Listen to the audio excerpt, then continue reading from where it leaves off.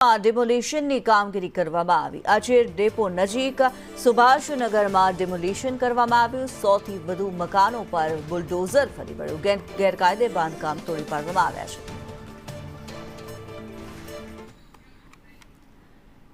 સંવાદદાતા કશ્યપ જોશી અમારી સાથે જોડાયેલા છે। કશ્યપ, આપની પાસેથી જાણવા માંગીશું, સાબરમતી વિસ્તારમાં બુલડોઝર કાર્યવાહી કરવામાં આવી છે, શું માહિતી? અત્યારે ડેપો જે સાબરમતી વિસ્તારમાં આવેલો છે ને જેની નજીકમાં સુભાષનગર એરિયા આવેલો છે અને ત્યાં 100 થી 150 જેટલા મકાનો જે હતા જેની ઉપર બુલડોઝર કોર્પોરેશનનું ફરી વળ્યું છે। તમામ મકાનો જે છે તે ગેરકાયદેસર રીતે બાંધવામાં આવ્યા હતા। મહત્વનું છે કે તમામ જે મકાન ધારકો છે તેને કોર્પોરેશન દ્વારા અગાઉ નોટિસ આપવામાં આવી હતી, પરંતુ મકાન જે છે તે ખાલી કરવામાં આવ્યા નહોતા અને તેના કારણે અંતિમ નોટિસ બાદ આજે અમદાવાદ મ્યુનિસિપલ કોર્પોરેશન દ્વારા ડિમોલેશનની કામગીરી વહેલી સવારથી જ આરંભવામાં આવી। જી, ધન્યવાદ કશ્યપ આ માહિતી માટે।